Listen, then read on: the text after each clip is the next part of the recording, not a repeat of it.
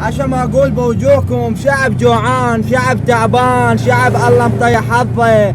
يعني جراج تسوون مليار و300 مليون تتركونه هيك، مع كل الاسف الشديد. يعني يطبق السيارة بنص الشارع، ابو الجراج ما يطببها للجراج بنص الشارع وياخذ ما عنده.